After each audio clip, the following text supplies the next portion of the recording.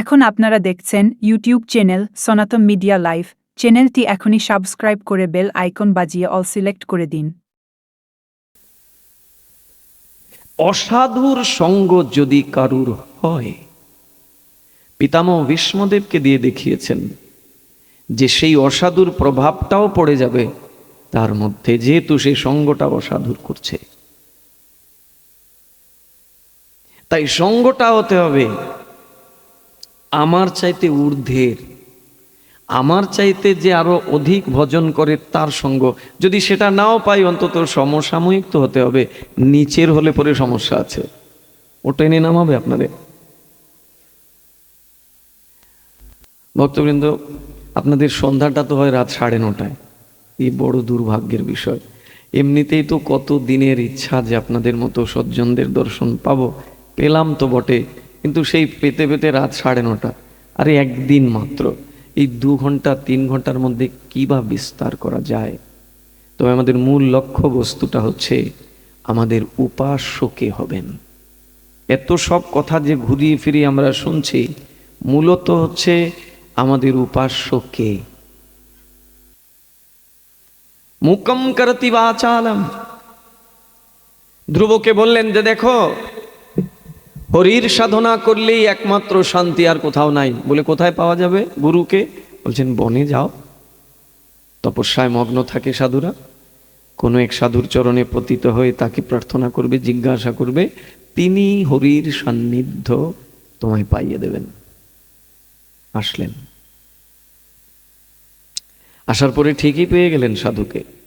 আমরা ওই কথাটাকে বেশি বিস্তার করব না, কারণ ওইদিকে যদি কথা বিস্তার করি তাহলে অন্য কথা শুনবো না। প্রসঙ্গক্রমে এনেছিলাম যে মুকম করতি বাচালম। ধ্রুব তো কোনোদিন স্কুলে যায় নাই, তার কোনো অক্ষর জ্ঞান জানা নাই, কিন্তু সেই ধ্রুব আজকে নারদের মতো এরকম গুরুর কৃপা প্রাপ্ত হয়েছেন। মায়ের কথা শুনে বের হয়ে আসছেন, মাকে জিজ্ঞাসা করছেন, মা তাহলে তুমি আদেশ দাও, আমি তাহলে যাই বনে তপস্যা করতে। বলে যাবে, আর একটু বড় হও, এখন তো একদম ছোট, তুমি মাত্র 5 বছর বয়স। কিন্তু ধ্রুবের মধ্যে এত দৃঢ়ত্ব এবং মায়ের কথার প্রতি এত তার অটুট বিশ্বাস যে মা বলেছে, অতএব এখানে কোনো অন্যথা করা যাবে না। রাতে মা ঘুমিয়ে আছেন, ঘুমের মধ্যেই তিনি পালিয়েছেন, পালিয়ে চলে গেছেন, কারণ উদ্দেশ্য তো মহৎ। আমরা অনেকেই বলি মা বাবারই সেবা করলো না, কি করলো তাহলে? ধ্রুবের চরিত্র, প্রহ্লাদের চরিত্র এক বিরাট শিক্ষা। ভগবান এই ধ্রুবের জন্য এই রথ পাঠিয়েছেন, দিব্য রথ। এই রথ তাকে নিয়ে যাবে ধ্রুবলোকে। কিছু দূর এগিয়েছেন, এগোনোর পরে ওই রথের সারথীকে বলছেন, একটু দাঁড়াও না। বলে কেন দাঁড়াবো? বলে একটু দাঁড়াও, আমার দুঃখী মাকে একটু দেখে আসি। আমাকে হারা আমার ওই মা, একমাত্র ছেলে আমি, সেই সুনীতি মাকে একটু দেখে আসি আমি, আমাকে একটু সুযোগ দাও, তারপরে এসে রথে বসবো। সারথী বলছেন, ও তুমি যার সন্তান, সেই মায়ের দুঃখ থাকতে পারে বুঝি? একটু দ্রুত গতিতে রথটাকে চালিয়ে নিয়ে গেলেন সারথীরা। গিয়ে দেখলেন সামনে আরেকটা রথ। ধ্রুবের রথ তো পেছনে পেছনে আসছিল। এবার সারথী দ্রুত গতিতে রথটা চালিয়ে নিয়ে গেলেন, গিয়ে দেখেন সামনে আরেকটা রথ, আর ওই রথের ভেতরেই অপ্সরাগণ, দেবমাতাগণ ধ্রুবের মাতাকে চামর ব্যজন করছেন। ধ্রুবের মাকে আগে চলে যাচ্ছেন নিয়ে সেই ভগবত লোকে। আমাদের নির্বুদ্ধিতা, আমাদের অজ্ঞতা, তাই আমরা বলেই দেই, আরে মাকে ছেড়ে চলে গেল, বাবাকে ছেড়ে চলে গেল। কিন্তু ও তো চলে যাওয়া নয় গো, ও তো গেল বটে, কিন্তু সে যে মাতৃকুল, পিতৃকুল, পতিকুলের 21 কুলকে উদ্ধার করে ভগবানের কাছে নিয়ে গেল। যদি ওই রকম সামর্থ্যবান সাধু হতে পারে। প্রহ্লাদকে দিব্য দৃষ্টি দিয়ে বললেন, দেখো দেখো, একবার তাকাও। তুমি তো বলছো তোমার বাবাকে আমি ক্ষমা করে দিতে, আমার বাবা তোমার সাথে অনেক অন্যায় করেছে হিরণ্যকশিপু। আচ্ছা একটু দেখো তো উপরে তাকিয়ে। দিব্য দৃষ্টি দিলেন, এখন তাকিয়ে দেখেন গোলক বৃন্দাবন। আর সেই গোলক বৃন্দাবনে রাধা গোবিন্দ বিরাজমান, সেখানে তার মায়ের কুলের পিতার কুলের সব ওই কৃষ্ণের সেবা করছে। এক প্রহ্লাদের উপাসনায় পুরো অসুর কুলকে উদ্ধার করে নিয়ে গেছেন ভগবত চরণে। মার কাছে আদেশ চাইলেন, মা তো একটু মমত্ব দেখাবেই, বলছে যে এখন বড় হও নাই তো, একটু বড় হও পুত্র, তারপরে যাবে, তুমি তোমার একমাত্র পুত্র। চিন্তা করলেন যে মায়ের ওই মমতার কথা শুনলে হবে না, আমাকে শীঘ্র শীঘ্র ভগবানকে পেতে হবে। আর এই সুযোগ, মা ঘুমিয়েছে, এখন পালাবো, পালিয়ে গেলেন। সৌভাগ্যক্রমে মা বলেছিল বনে গিয়ে পাবে সাধু, সেই সাধুর চরণে পতিত হয়ে তাকে জিজ্ঞাসা করবে, তিনি বলবেন ভগবানের ঠিকানা, ওটা আমি বলতে পারবো না। পেলেন তো পেলেন, নারদ ঋষিকে পেয়ে গেলেন, কৃপাও হয়ে গেল প্রথম সাক্ষাতে। নারদ জিজ্ঞাসা করলেন, কি তোমার পরিচয় কি, এই গহীন বনে কি করতে এসেছ? বলছে আমি কৃষ্ণ ভজন করতে এসেছি। কৃষ্ণ ভজন করতে এসেছ? এইখানে কি করবে? বলে আমার মা বলেছেন যে নিরালায় জনমানব শূন্য স্থানে মহাত্মারা ভজন করেন, তাই আমি মহাত্মাদের সান্নিধ্য পাবার জন্য এসেছি। আপনি তো মহাত্মা, আপনি কৃপা করুন, আপনি আমাকে বলুন আমি কি করে ভগবানের সাধনা করব, দৃঢ়ত্ব কেমন? নারদ বলছেন, আরে যাও যাও, রাজার ছেলে এসেছো ভজন করতে, দুদিন পরে কোথায় যাবে তোমার ভজন? জানো এই বনে কত হিংস্র পশুরা আছে, খেয়ে ফেলবে তোমাকে। নারদ ঋষি এই কথা বলছেন, আর ধ্রুব বলছে তুমি তো সাধু, এতে সন্দেহ নাই, কিন্তু সাধু হয়ে তুমি আমাকে আবার ওই বিষয়ের জালে ফেলছো, এ কেমন সাধু তুমি? তোমাকে দেখলে মহা এক বিরাট বড় সাধু মনে হচ্ছে, কিন্তু তুমি সাধু যদি হও তাহলে আমাকে আবার ওই বিষয়ের কাছে পাঠিয়ে দিচ্ছ। আচ্ছা তুমি কে বলো তো? বলছেন আমি নারদ। ধ্রুব বিশ্বাসই করতে চাইছে না, বলছে নারদ যদি হতে তুমি, তাহলে তুমি কখনোই আমার এই সংসারে পাঠাতে না। নারদের একটাই কাজ, যদি কারোর নারদের সঙ্গ হয়ে যায় তাহলে নারদ কি করেন, ওই সংসারের আসক্তি থেকে উঠিয়ে তারে কৃষ্ণের চরণে পৌঁছিয়ে দেন। তো তুমি কেমন নারদ, তুমি আবার ওই সংসারের ওই গেরাকলের মধ্যে পাঠাতে চাইছো? বলছে আমি তোর পরীক্ষা করছিলাম, উত্তীর্ণ হয়েছ, যাও স্নান করে আসো। আসলেন, পাঞ্চরাত্রিক মন্ত্রে দীক্ষা দিয়ে দিলেন। এই মন্ত্রের প্রতি কত নিষ্ঠা ধ্রুবের! ওই কৃষ্ণ মন্ত্র প্রাপ্ত হওয়ার পরে কৃষ্ণ ছাড়া আর কাউকে তিনি উপাস্য হিসাবে নেন নাই। আমাদের মূল বক্তব্য বিষয় যে আমাদের উপাস্য একজন, বাকি সবাই প্রণম্য। ওই উপাস্যের আসনে আর কাউকে আমি বসাতে পারবো না। যদি সেই নিশ্চলা ভক্তি থাকে আমার, এটারই বলে অনন্য ভক্তি। ন অন্য ইতি অনন্য, যার আর অন্য কোথাও ভক্তিটাকে রাখে নাই, একমাত্র কৃষ্ণতে অনন্য ভক্তি রেখেছে, তিনি প্রকৃত উপাস্য রূপে কৃষ্ণকে নিয়েছেন। ধ্রুব গুরুর কাছ থেকে সেই মন্ত্র পেয়ে সাধনা শুরু করলেন। মাত্র 6 মাস সাধনা করতেই সাক্ষাৎকার হলো ভগবানের। ভগবান নিজে চলে আসলেন। কি শ্লোকটা ছিল? মুকম করতি ওয়াচালম পঙ্গুং লঙ্ঘয়তে গিরিম। মূর্খ ব্যক্তিও, যার শব্দের সাথে পরিচয় নাই, যার অলংকার নাই, কিচ্ছু নাই, সেও কেমন করে স্তুতি করে দেখুন। ধ্রুব তার জ্বলন্ত উদাহরণ। ভগবানকে সাক্ষাৎ করছেন চোখের সামনে, দেখেই ভগবানের স্তুতি করার ইচ্ছা জাগছে মনে, যে প্রভু তুমি তো এসেছ, আমার তোমাকে বন্দনা করব, তোমার স্তুতি করব। ভগবানের মন্দিরে গিয়ে খালি খাড়া খাড়া ভগবানকে দেখতে আছে বুঝি? ভগবানের মন্দিরে গিয়ে ভগবানকে পরিক্রমা করতে হবে, যতটা জানি ততটা তার স্তুতি করতে হবে, তাতেই তো ভগবানের প্রসন্নতা।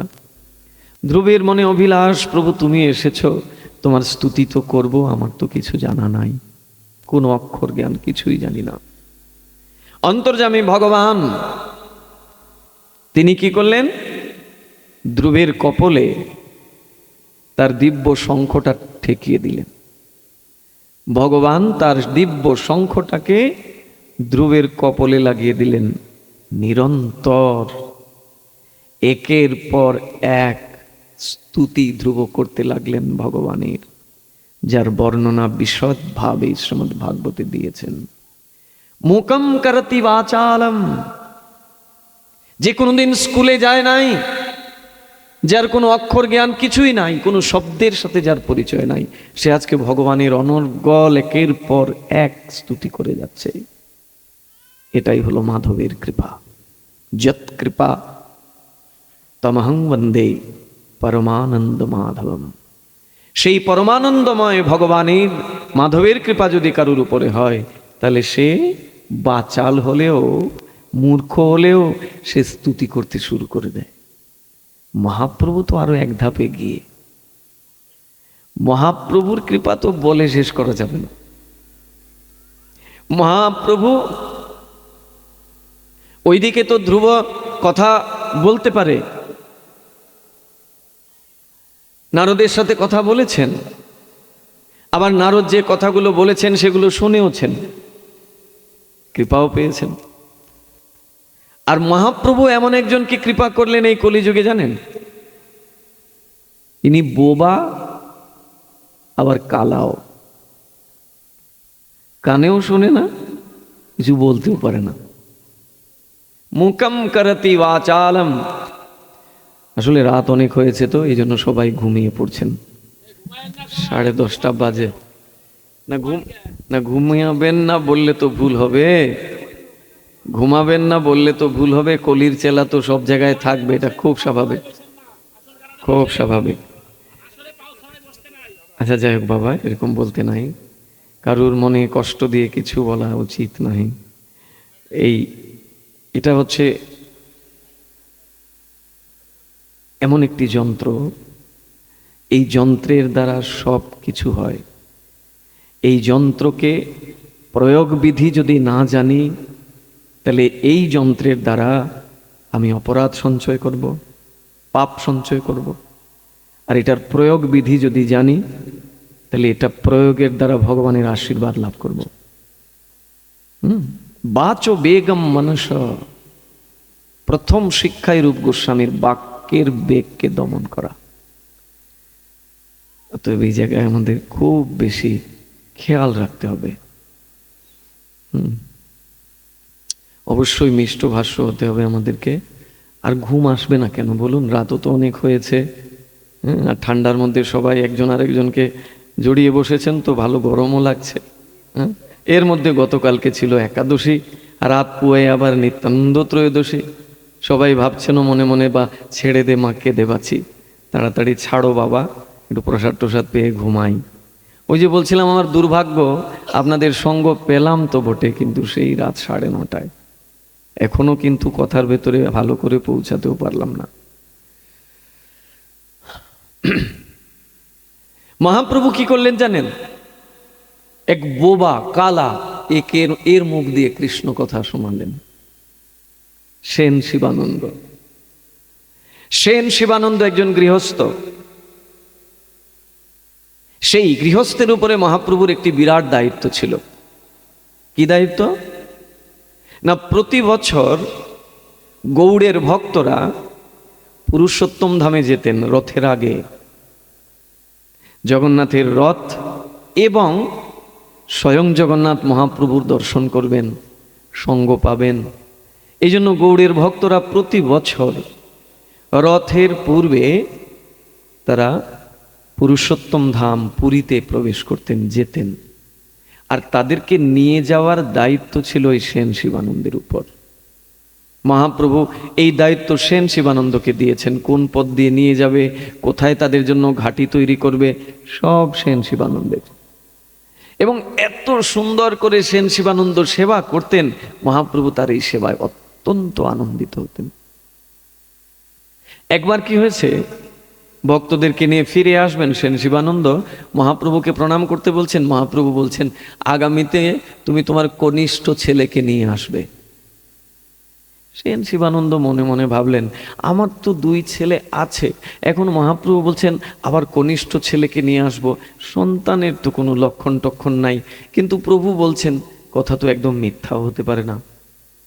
চৈতন্য চরিতামৃতে উল্লেখ রয়েছে, ওই কনিষ্ঠ সন্তান যে সেন শিবানন্দের, এটা মহাপ্রভুর বরপুত্র, মহাপ্রভুরই বরপুত্র।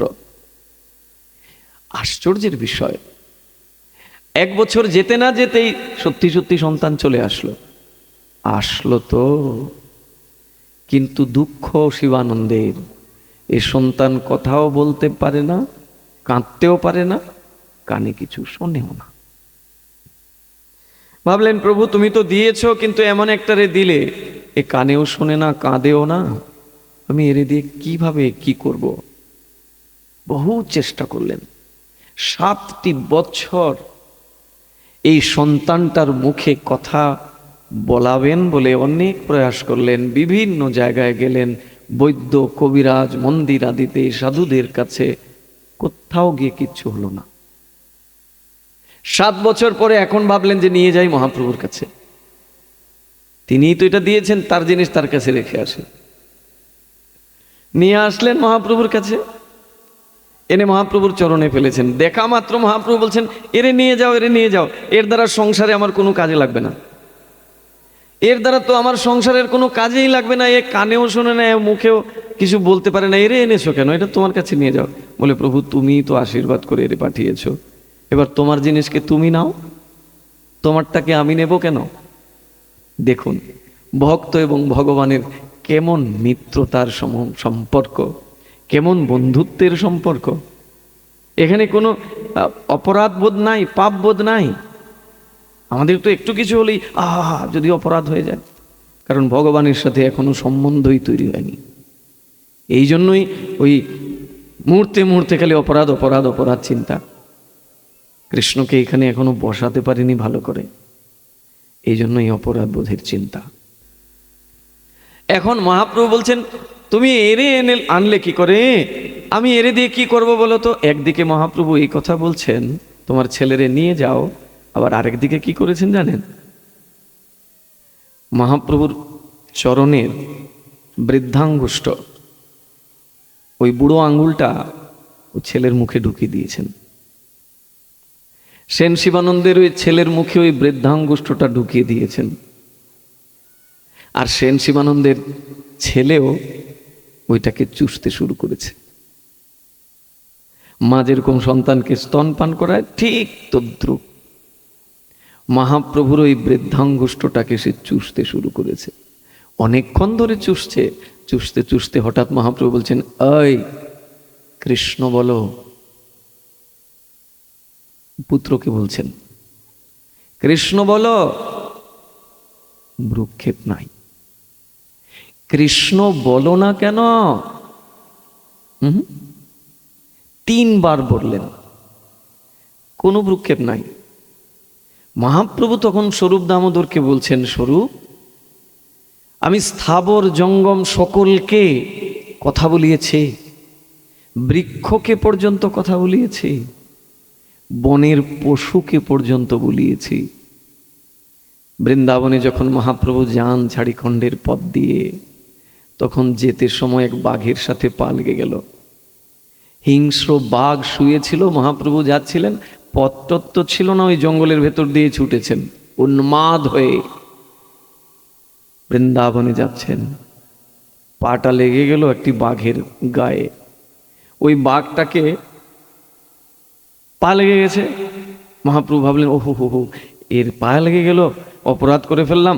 বাঘটাকে উঠালেন, উঠিয়ে বাঘটাকে বললেন, হরে কৃষ্ণ হরে কৃষ্ণ। বাঘও হাত তুলে বলতে লাগলো, হরে কৃষ্ণ হরে কৃষ্ণ।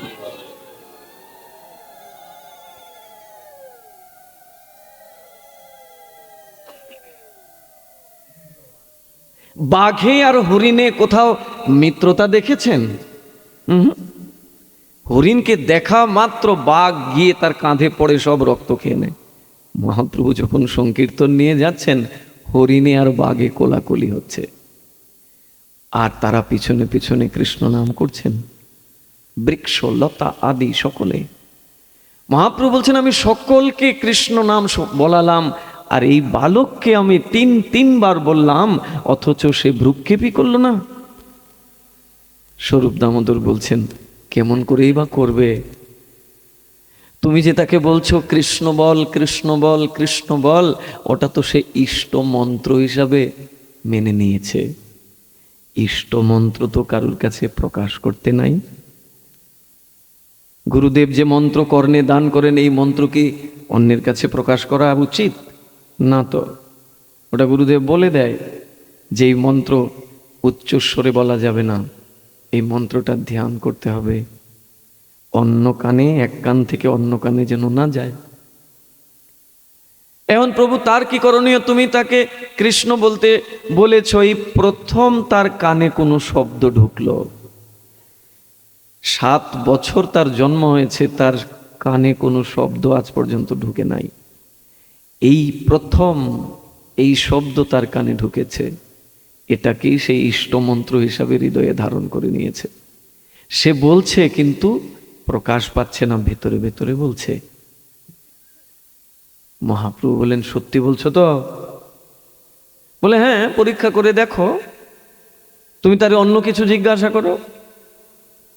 এখন যেই মহাপ্রভু বললেন সেই সেন শিবানন্দের কনিষ্ঠ পুত্রকে, বলো ভগবানের স্তুতি করো, যেই বললেন, চৈতন্য চরিতামৃতে আছে সেই শ্লোকাবলীগুলো, এমন শ্লোক কীর্তন করতে শুরু করলেন যে শ্লোকের ধারে কাছে শ্রুতি স্মৃতি পুরাণ পৌঁছাতে পারে না।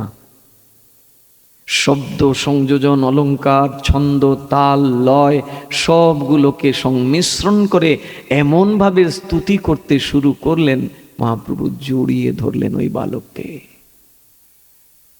মুকম করতি বাচালম। ধ্রুব তো কথা বলতে পারতো, শুনতে পারতো, মহাপ্রভু তো এমন কৃপা করলেন, এ কথাও বলতে পারে না, কথা শুনতেও পারে না, তার মুখ দিয়ে তিনি কৃষ্ণ নাম উচ্চারণ করালেন। বিশ্বাসটা কেবল তার চরণে রাখতে হবে। তিনি আমার উপাস্য, আর সব প্রণম্য। এই যার মন্দিরে বসে আছি আমরা, যার মন্দিরে বসে প্রভুর কথা শুনছি, সেই মাতা পার্বতী একদিন প্রশ্ন করছেন দেবাদিদেব মহাদেব শিবকে, বলছেন, প্রভু তুমি তো ঈশ্বর, আমি তো তোমারই ধ্যান করি, তোমারই তপস্যা করি, কিন্তু তুমি আবার কার উপাসনা করো?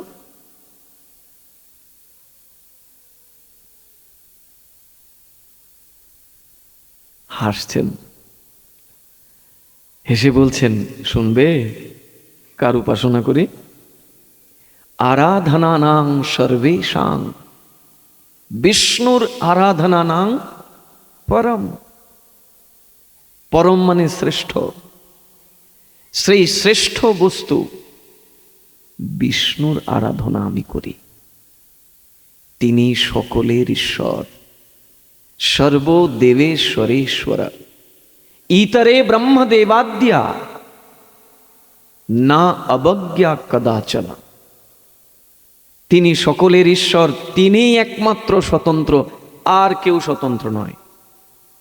আপনি শিবকে ভালোবাসেন, শিবের প্রতি আপনার শ্রদ্ধা অনেক বেশি থাকুক, কিন্তু শিবকে যদি স্বতন্ত্র ঈশ্বরের আসনে বসিয়ে দেন, সেখানে গণ্ডগোল। একেলা ঈশ্বর কৃষ্ণ, আর সবে ভৃত্য। মহাপ্রভু পরীক্ষা করছেন তার ভক্তের ভক্তির, যে কেমন তার নিষ্ঠা, কেমন তার ইষ্টনিষ্ঠা, একটু দেখি।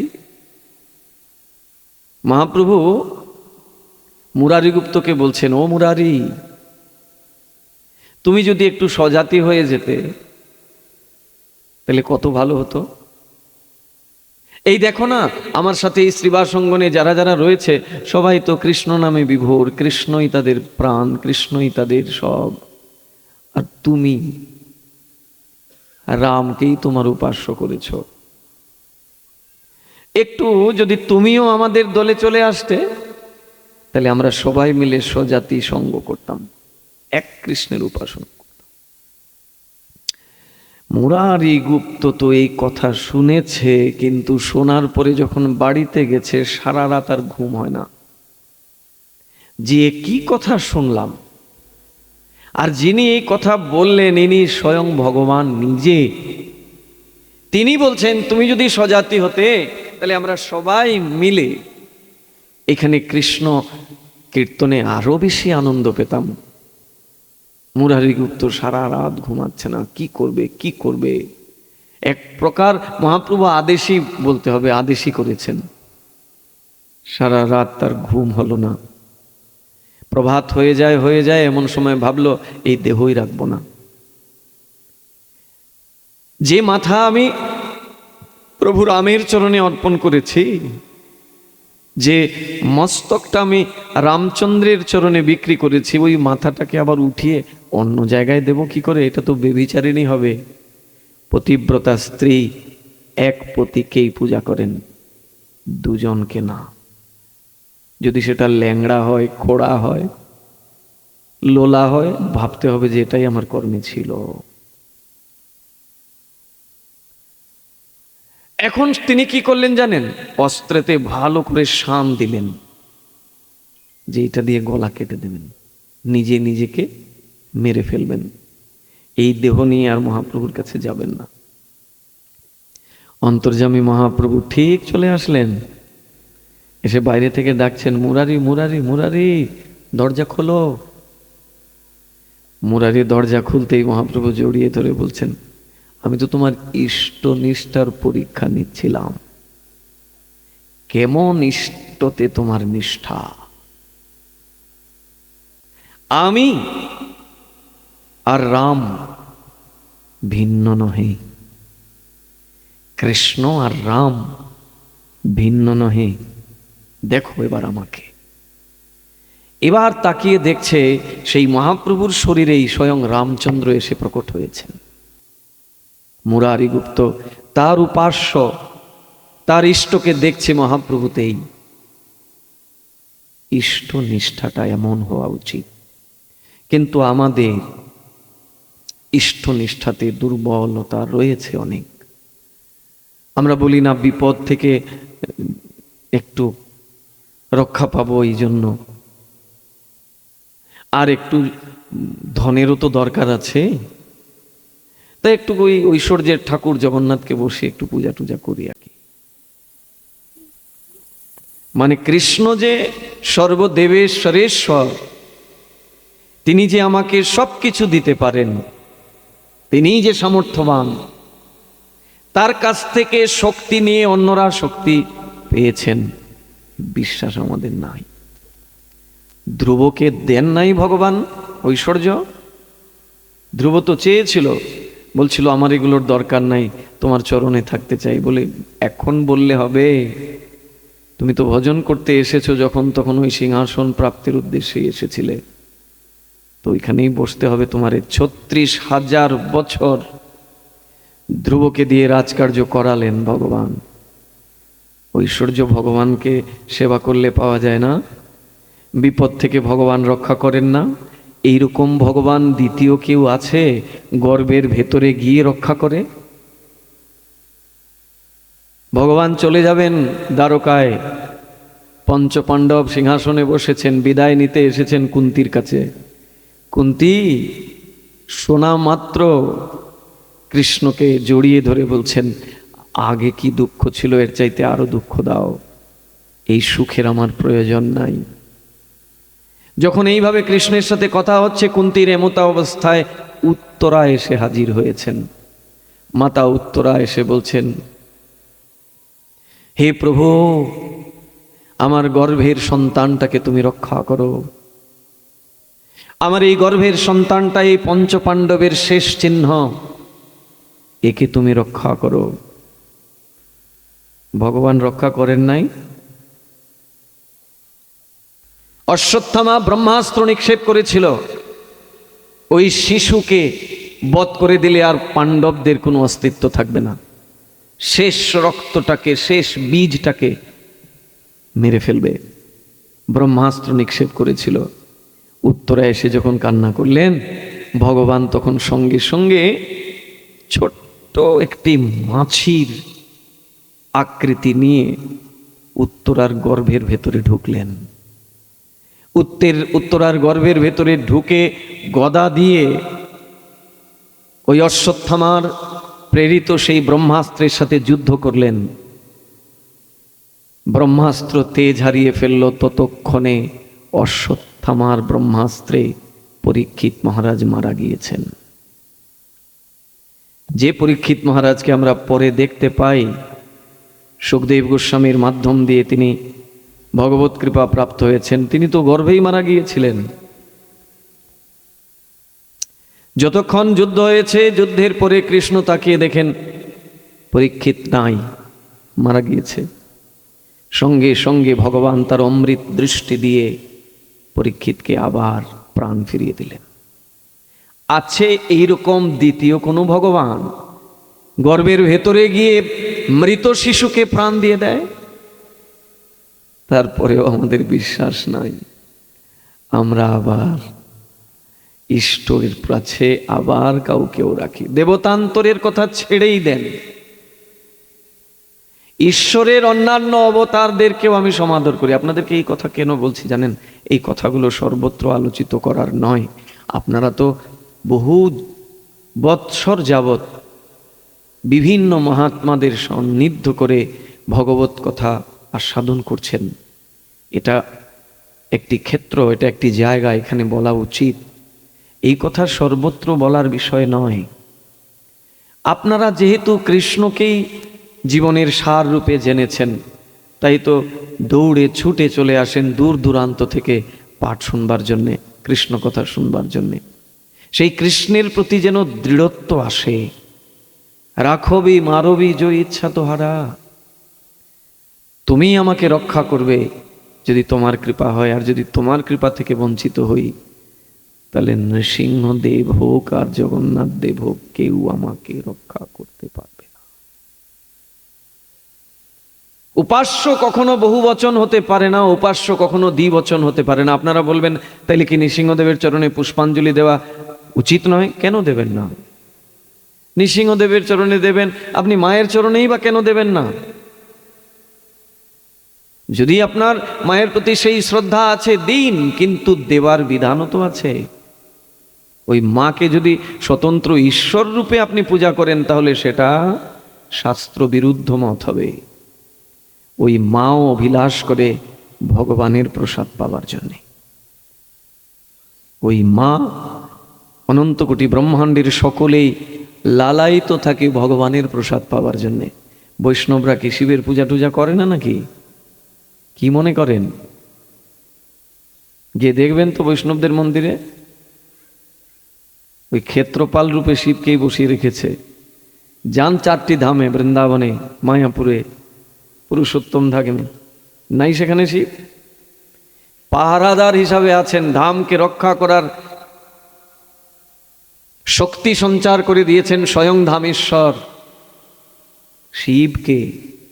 তুমি পারো আমার এই ধামকে রক্ষা করতে, কারণ তুমি যে সরল বৈষ্ণব। সরল বৈষ্ণব ছাড়া আমার ধামকে কেউ রক্ষা করতে পারে না। তা বৈষ্ণবরা কি শিবের পূজা করে না? করে, কিন্তু বিধি পূর্বক করে। শিবকে স্বতন্ত্র ঈশ্বর বলে পূজা করে না, শিবকে ভগবানের দাস রূপে পূজা করে। বৈষ্ণবানাং যথা শম্ভু, শিবজি মহারাজ হচ্ছেন বৈষ্ণব অগ্রগণ্য। ভৃগু মহারাজকে দিয়ে তো দেখিয়েছেন, পরীক্ষায় যখন পাঠিয়েছিলেন কে শ্রেষ্ঠ, ব্রহ্মা না শিব না বিষ্ণু, ভাগবতেই আছে তার বর্ণনা। কাকে শ্রেষ্ঠ করেছিলেন ভৃগু মহারাজ? বিষ্ণুকে। করবেনই না কেন? শিবের মধ্যেই ক্রোধ দেখলেন, ব্রহ্মার মধ্যেও দেখলেন ক্রোধ, বলছে ভগবান, অথচ এদের মধ্যে এত ক্রোধ, এরা ভগবান হতে পারে না। সোজা গেলেন বৈকুণ্ঠে বিষ্ণুর দ্বারে, তখন লক্ষ্মী দেবী বিষ্ণুর সেবা করছেন। আর ভৃগু ঋষি গিয়ে কি করছেন জানেন? গিয়েই তার পা দিয়ে বিষ্ণুর বক্ষস্থলে আঘাত করেছেন, পদাঘাত করেছেন। ভৃগুর চিহ্ন আছে বলে না, ভৃগুর পদচিহ্ন। ক্রোধ করেছিলেন ভগবান। ভগবান ভৃগু ঋষিকে বলছেন, ও হো হো, আপনার এই কমল পায়ে আঘাত লেগে গেছে, আমার এই কঠিন হৃদয় আপনার এই কমল চরণটাকে আঘাত দিয়ে দিল, আপনি আমায় ক্ষমা করে দেন। এই না ভগবান, ঘোষণা দিয়ে দিলেন, ভগবান বিষ্ণু কৃষ্ণ, যিনি সবকিছু সামর্থ্য রাখেন। সচ্চিদানন্দ রূপায় বিশ্বৎপত্যাদি হেতবে তাপত্রয় বিনাশায় শ্রীকৃষ্ণায় বয়ম নমঃ। ভাগবত তো শুনি আমরা, ভাগবতের মূল মন্ত্রটাই তো এটা। ব্যাসদেব কার চরণে প্রণত হয়েছেন? প্রারম্ভেই বলছেন, আমি যার কথা বলবো এখন, তিনি কে? তিনি কৃষ্ণ, সচ্চিৎ আনন্দময় বিগ্রহ তিনি। তার সঙ্গ করলে সব কিছু মিলে যায়। ভক্তবৃন্দ, অনেক কথা দেখুন, আজকে তো গান টান করলামই না। কি গান করব? সময় আছে গান করার? এখানে একজন বলছেন, বাবা গান করেন, দেখবেন ঘুম পালাবে না। শেষে আসছি আমরা, রাতে 11টা বেজে গেল, কথা তো কিছুই হলো না। আপনারা ভক্ত, আপনাদের বহুদিনের ভজনের অভিজ্ঞতা, আমার এই বাবা পূজনীয় মহাত্মা সম্মুখে বসেছেন, তার সম্মুখে কৃষ্ণ কথা বলা, এটা একরকম দৃষ্টতাই আমার। কিন্তু এটা তার করুণা জানবো আমি, এই করুণার পাত্র জেনে আমি একটু শুধু ইষ্টগোষ্ঠী করেছি মাত্র, একটু আমরা আমাদের ইষ্টকে নিয়ে অনুশীলন করেছি। এখানে উপদেশ, যদি আপনারা ভাবেন যে আমি কোনো উপদেশ করেছি, তাহলে এটা আমার সবচেয়ে বড় অপরাধ হবে। উপদেশ দেবার মতো যে যোগ্যতা, সেটা ন্যূনতমও নাই আমার মধ্যে। উপদেশ তো তারা করতে পারেন। তো আমরা যেহেতু সুযোগ পেয়েছি, সবাই মিলে একটু কৃষ্ণ কথা অনুশীলন করেছি মাত্র, যাতে আমাদের ইষ্টের প্রতি আমাদের নিষ্ঠাটা আরো দৃঢ় হয়। যদি কেউ ইষ্টের কৃপা পায়, তাহলে একটা পঙ্গু ব্যক্তিও গিরি গোবর্ধন অতিক্রম করতে পারে। যদি কারোর প্রতি ইষ্টের কৃপা হয়ে যায়, তাহলে সে মূর্খ ব্যক্তিও স্তুতি করে নিতে পারে ভগবানের। অতএব আমাদের কার চরণে শরণাগত হওয়া উচিত? কৃষ্ণ চরণে। এবার বাকিদেরকে পূজা করতে পারি, করব না যে তা নয়। যদি আমার মনে হয় যে এতদিন পূজা করেছি, এখন করব না, করুন। কিন্তু ওই উপাস্যের আসনে রাখা যাবে না। উপাস্য তো একমাত্র কৃষ্ণ। এক সাধে সব সাধে, সব সাধে कोई न साधे। এক সাধে সব সাধে মতলব একজনের সাধনা করলে সবার সাধনা হয়ে যায়। সব সাধে कोई न साधे, আর সবার ঘটে একটু একটু করে দেবেও, আসলে তার কোনো সাধনাই হবে না। এক সাধে সব সাধে, সেই কৃষ্ণই হচ্ছেন এক। এককে বাদ দিয়ে যেরকম শূন্যদের কোনো মূল্য নাই, একের পেছনে আপনি যত শূন্য লাগাবেন, তত একের মান বাড়তে থাকবে। একটা শূন্যতে 10, আরেকটাতে 100, আরেকটাতে 1000, আরেকটাতে 10,000। হ্যাঁ, যত বাড়াবেন তত তার মূল্য বাড়তে থাকবে। অনেক বেড়েছে তো, বড় মোটা করে একটা শূন্য বসিয়ে দিলেন একের পেছনে, শূন্যের মূল্য পাচ্ছেন আপনি। এবার অনেকগুলো শূন্য বসিয়েছিলেন, এবার সামনে থেকে একটাকে সরিয়ে নেন দেখি। ওই যে এতগুলো শূন্য রয়েছে, এগুলোর কি কোনো মূল্য আছে? কোনো মূল্য নাই। সেই একটাই হলেন কৃষ্ণ, একম অদ্বিতীয়ম কৃষ্ণং বন্দে জগদ্গুরুম। সেই কৃষ্ণেরই আরাধনা মহাপ্রভু আমাদেরকে বলছেন করবার জন্যে। মহাপ্রভুর মতের বাইরে আর কারুর মতকে প্রাধান্য দেয়া যায় না। কৃষ্ণ সর্বসামর্থ্যবান দেখিয়েছেন তিনি ব্রজলীলায়। কংস প্রেরিত কত অসুরেরা এসেছিল ব্রজধামকে ক্ষতি করবে, অনিষ্ট করবে, কিচ্ছু করতে পারেনি। বাল বাঁকা কর না সকে, যাকো রাখে সাই। বাল বাঁকা কর না সকে, যাকো রাখে সাই। ভগবান যাকে রক্ষা করবেন তার একটা চুলকে বাঁকা করতে পারবে না কেউ, মারা তো দূরের কথা। এটার প্রতি বিশ্বাস আনতে হবে আমাদের। ভগবানের কথা শুনেও যদি ভগবানের প্রতি ওই দৃঢ়ত্ব না আসে, ওই বিশ্বাস তৈরি না হয়, তাহলে এটা আমাদের দুর্দৈব। এই হরিনামের প্রতি নিষ্ঠা রাখতে হবে আমাদের। এই হরিনাম সামান্য কোনো নাম নহে, সর্বশক্তি তত্রার পিতা। মহাপ্রভু বলছেন আমি সমস্ত শক্তি ওই নামেতে অর্পণ করেছি। তত্রার পিতা নিয়মিত স্মরণে নো কালহ। এই নাম তোমরা নিয়মিত স্মরণ করতে পারবে, কোনো কালাকাল বিচার রাখেননি। এটাই তো মহাপ্রভুর দয়া। আপনার বাড়িতে কেউ মারা গেলেন কিংবা কোনো নূতন জন্ম হলো, অনেকে আবার বলে ওই সময়ে নাকি ঠাকুরের সেবা করা যায়। কোন শাস্ত্রে ওনারা পেয়েছে ঠিক জানি না, কিন্তু পুরাণে পরিষ্কার করে বলা আছে, যদি নূতন জন্ম হয় কিংবা কেউ যদি মারা যায়, ভগবানের সেবা তখন বন্ধ থাকবে। কেবল ভগবানের সেবা নাকি? গুরু প্রদত্ত যে মন্ত্রাবলী পেয়েছেন, যেটা ত্রিসন্ধ্যা আহ্নিক করেন, ওটাও করা যাবে না। কেবল হরিনাম করবেন, কারণ হরিনামে নিয়মিত স্মরণে নো কালহ, কোনো কালাকাল বিচার রাখেননি মহাপ্রভু। অপবিত্র পবিত্র যে কোনো অবস্থায় করতে পারবে।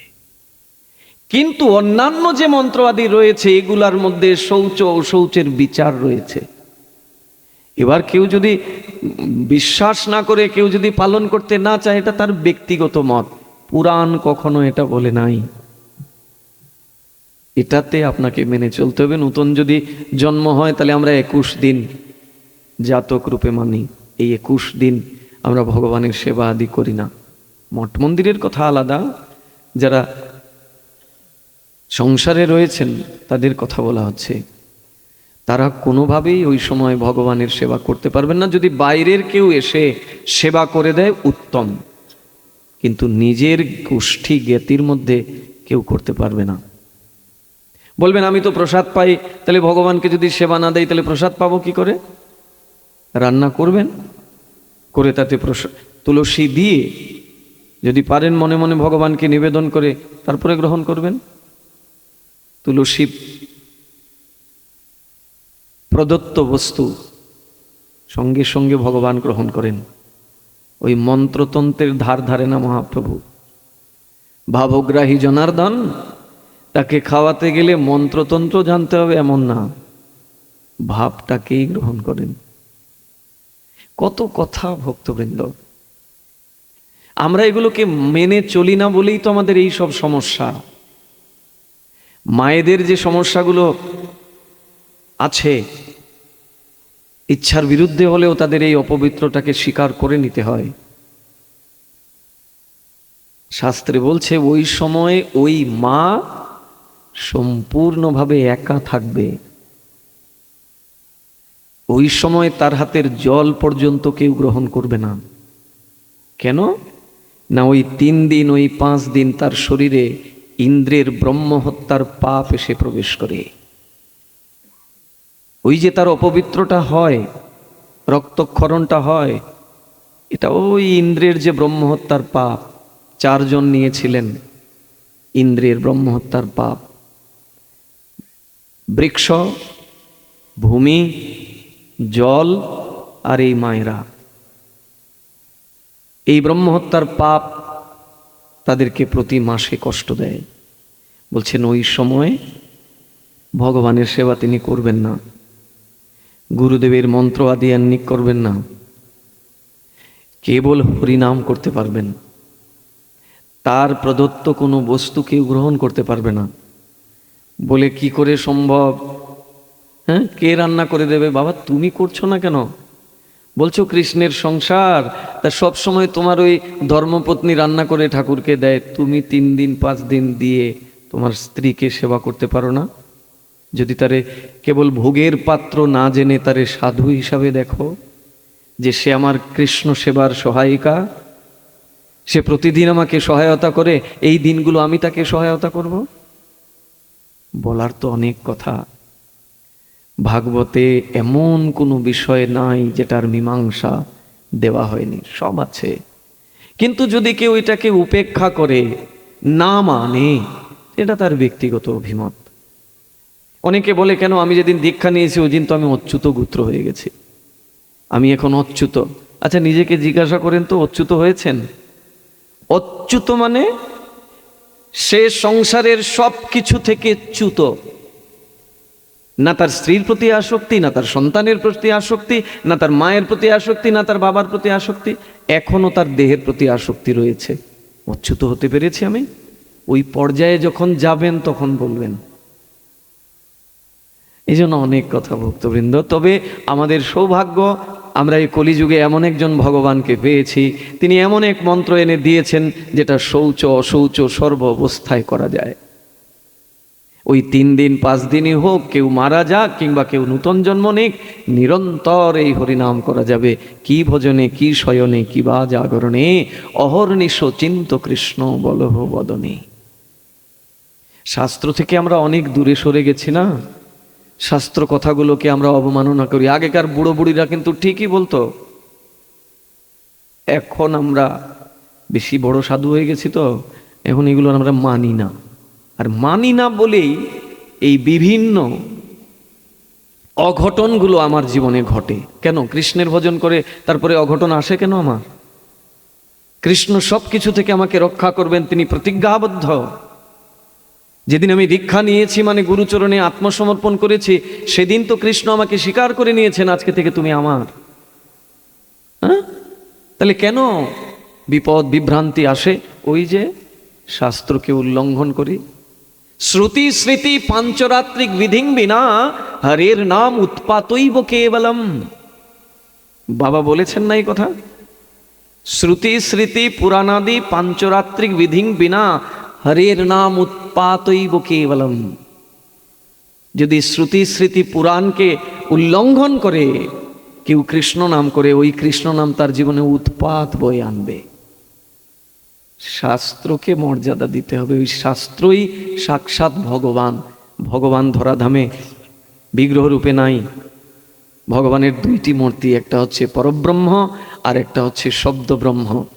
পরব্রহ্ম রূপে তিনি রয়েছেন বৈকুণ্ঠে, আর শব্দ ব্রহ্ম রূপে রয়েছেন তিনি এই ধরাধামে। এই শব্দ ব্রহ্মটাই হলো শাস্ত্র। শাস্ত্র রূপেই ভগবানকে দেখা যায় কর্ণের দ্বারা। আমাদের নিষ্ঠাটা তার কাছে আসবে, এই জন্য বিগ্রহকে সেবার আয়োজন দিয়েছেন।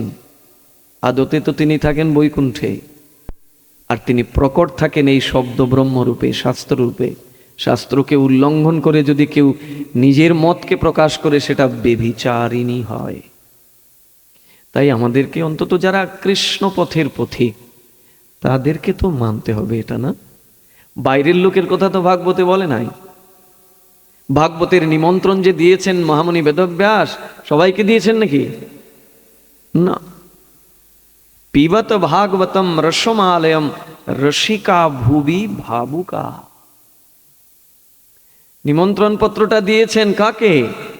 যিনি কৃষ্ণ রসে রসিক, যিনি কৃষ্ণ ভাবে ভাবুক, সেই রসিক, সেই ভাবুককেই সেই ভাগবতের কথা কীর্তন করছেন। আপনারা তো রসিক, আপনারা ভাবুক। আমরা যদি এই রকমের ভুল ত্রুটি আদি করে ফেলি, তাহলে কিন্তু আমাদেরকেও কষ্ট পেতে হবে। জৈসে করনি বৈসে ভরনি। যেমন কর্ম হবে তার ফল তো পেতেই হবে। ছাড় নাই কাউকে। পিতামহ বিশ্বকেই ছাড় দেয়নি ভগবান। এত বড় একজন মহাত্মা। গান্ধারী বলছে, আমি তো 100 জন্ম কোনো পাপ করি নাই। তিনি 100 জন্ম পূর্বের কথা জানতেন। কিন্তু তুমি এত বড় ক্ষতি করলে, আমার 100 পুত্রকে বধ করলে। বলে আমি কি করব? যে যেরকম কর্ম করে তার ফল তো তাকে ভোগ করতে হয়। বলে আমি তো কোনো খারাপ কর্ম করি নাই, আমার 100 জন্মে আমি কোনো পাপ করি নাই। বলে করো নাই তো? তুমি তো 100 জন্মের কথা জানো, এর আগের কথা তো জানো না। এর আগে কি করেছিলে? রাজার পুত্রী তুমি ছিলে। হ্যাঁ, শুনিয়ে দিলেন কি করেছো তুমি। ওই ফড়িংগুলোকে মেরে মেরে মালা করে গলায় মালা করে পরিয়েছ। ওই ফড়িংগুলোই 100 জন্ম পরে তোমার গর্ভে তোমার পুত্র রূপে এসেছে। সেই পুত্র হারা হয়ে এখন তুমি কষ্ট পাচ্ছ। তো কাউকে ছাড় দেয় না ভগবান, ছাড় দেয়, ছেড়ে দেয় না। তাই আমরা কৃষ্ণ ভক্ত, অতএব কৃষ্ণের কাছেই শরণাপন্ন হব, কৃষ্ণের কাছেই শরণাগত থাকব। এবং শাস্ত্রকে সামনে রেখে, কেউ শাস্ত্র কথা বলতে এসে নিজের মন গড়া কথা বলে দেবেন আর সেটা মেনে নেব, এটা হতে পারে না, এটা বিরুদ্ধাচরণ। শুনে নাই, বলি মহারাজ তার গুরুদেবের কথা শুনে নাই। বলছে তুমি গুরু, তুমি আমাকে কেটে টুকরো টুকরো করে জলে ভাসিয়ে দাও, কোনো প্রতিবাদ করবো না, কিন্তু তোমার অধর্মকে আমি মানতে পারবো না। প্রতিবাদ করেছেন, কার লাভ হলো? গুরুদেবেরই এক চোখ হারাতে হলো। শুক্রাচার্য শিষ্য বলি মহারাজকে বিরোধ করেছিলেন, ওই বালককে তুমি সেবা করো না, নিষেধ করেছিলেন। নিষেধ করতে গিয়ে দেখা গেল শুক্রাচার্যর এক চোখ কানা হয়ে গেল। কাহিনীটা আর বলছি না। আর শিষ্য বলি মহারাজ ভগবানের চরণ প্রাপ্ত হলেন। ভগবানের তৃতীয় চরণ রাখবেন কোথায়? ভগবান বলছেন, বলি তুমি প্রতিশ্রুতি ভঙ্গ করো না। তুমি আমাকে বলছো তুমি ত্রিপাদ ভূমি দেবে, এখন আমার তৃতীয় চরণটা রাখবো কই? জায়গা দাও। বলি তোমার তৃতীয় চরণটা আগে আমাদের দেখাও, তারপরে না জায়গা দেব। ভগবান সঙ্গে সঙ্গে তার হৃদয় থেকে সেই তৃতীয় চরণটা বার করলেন। বলি এবার জায়গা দাও। বলি তোমার 2 চরণ দিয়ে তুমি যা কিছু নিয়েছো এগুলো সব তোমার। এই নিচের 7 কুল 7 লোক আর উপরের 7 লোক সব তো তোমার, তা আমার কিছু না। তা তোমার জিনিস তুমি নিয়েছো, এবার ওই তৃতীয় চরণটা কোথায় রাখবে তোমার জায়গা পাচ্ছ না তো। জন্ম জন্মান্তরের এই দেহটা তোমার সামনে দাঁড়িয়ে, এই দেহের মধ্যে পাপের গন্ধ লেগে আছে। জন্ম জন্মান্তরের পাপ অপরাধ এই দেহেতে যুক্ত। তুমি কৃপা করে তোমার ওই তৃতীয় চরণটা আমার মাথার উপরে বসিয়ে দাও। ভগবান তার তৃতীয় চরণটা ভগবান তার বলির মাথায় রাখলেন। শিষ্য ভগবানের সেবা করে, গুরুর আজ্ঞাকে অবজ্ঞা করে ভগবানের সেবা করে ভগবানের চরণ লাভ করলো। আর গুরুদেব শিষ্যকে বঞ্চনা করতে গিয়ে তার নিজের চোখ হারাতে হলো। বিচারটা অনেক পরিষ্কার, পূর্বপক্ষ এবং পরপক্ষ 2 দিকে বিচার আছে। আপনারা বলবেন গুরুকে অবজ্ঞা করেছে, গুরুকে অমর্যাদা করেছে। না, যখন এক চোখ হারিয়ে নিলেন, এক খোঁচা দিলেন তো ওই কমণ্ডলুর ভিতরে কুশ দিয়ে এক খোঁচা খেয়ে চোখ হারালো। এখন চিন্তা করলো এখন যদি না বেরোই তাহলে আরেক চোখ কানা করে দেবে, মেরেই ফেলবে আমাকে বিষ্ণু। গুরুদেব ওই কমণ্ডলু থেকে বের হলেন, বের হয়ে বলছেন আমারে ক্ষমা করে দেন। তাকাচ্ছেনও না বিষ্ণু তার দিকে। তুমি আমার ভক্তের সাথে দ্রোহ করেছো, তোমার দিকে কিসের সম্পর্ক আমার? দেখুন গুরুদেবের প্রতি শ্রদ্ধা শিষ্যের কেমন থাকে। অন্তিমে দেখা গেল বলি মহারাজ গিয়ে স্তুতি করছেন, প্রভু তুমি তো ক্ষমার পাত্র, তুমি আমার গুরুকে ক্ষমা করে তোমার চরণে জায়গা দাও। অমর্যাদা করলেন গুরুকে, গুরুর জন্য ভগবানের কাছে প্রার্থনা করলেন শিষ্য। ভগবান তাকে চরণ তো দিলেনই দিলেন, দিয়ে বলছেন তুমি যেভাবে সেবা করেছো গুরুর কথাকে অমান্য করে, আমি যে তোমার কাছে ঋণী হয়েছি, এই চরণ দিয়ে এটা শেষ দেওয়া নয়, আরো কিছু চাও। বলে আর কিছু লাগবে না। বলে না না না না আরো লাগবে। বলো তুমি কি চাও? বলে আমার কিচ্ছু লাগবে না। বলে তোমারে আমি সুতোর লোকের রাজা বানিয়ে দিচ্ছি, সুতোর লোকের রাজা বানিয়ে দিচ্ছি তোমারে, তুমি একাকী ওই রাজকার্য পরিচালনা করবে।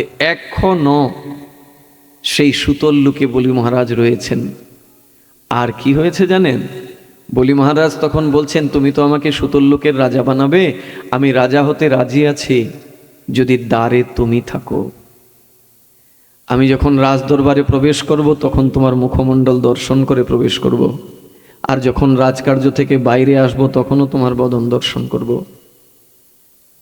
ভগবান তথাস্তু স্বীকার করে নিলেন, ভক্তের পাহারাদার হয়ে গেলেন। দাড়ি মানে কি? সেই সুতোল্লোকের পাহারাদার স্বয়ং ভগবান বিষ্ণু কৃষ্ণ। বিশ্বাসটা তার প্রতি দৃঢ় করতে হবে ভক্তবৃন্দ। চৈতন্যের চরণে যত বেশি বিশ্বাস আনবেন ততই জীবনে আনন্দ পাবেন। চৈতন্যের প্রত্যেকটি বাক্যকে সমাদর করতে হবে, কারণ তিনি ভগবান, তিনি জানেন কিসের দ্বারা আমার মঙ্গল হবে। সেই চৈতন্যের পার্শ্বদের সঙ্গ করতে হবে। আগামীকাল সেই নিত্যানন্দ ত্রয়োদশী, প্রভু নিতাইয়ের আবির্ভাব। দয়ালের ঠাকুর মাথা ফাটিয়ে দিয়েছে মাধাই, তারপরেও মহাপ্রভুকে বলছেন ক্ষমা করে দাও। তুমি অস্ত্র নিয়েছো কেন? তুমি চক্র হাতে নিয়েছো কেন? তুমি না প্রতিজ্ঞা করেছো এই কলিতে তুমি অস্ত্র ধারণ করবে না, তুমি প্রেম দিয়ে সকলকে শুদ্ধ করবে, তাহলে ওরে তুমি মারবে বলে অস্ত্র নিয়েছো কেন? সম্বরণ করো। বলছি ও তোমার মাথা ফাটিয়ে দিল আর তুমি তার হয়ে আমার কাছে প্রার্থনা করছো। ইনি হলেন নিতাই। গুরু হয়ে কেমন করে ভগবানের সেবা করতে হয়, যিনি গুরু তিনি কি করে ভগবানের সেবা করেন, এর জ্বলন্ত উদাহরণ নিতাই চাঁদ।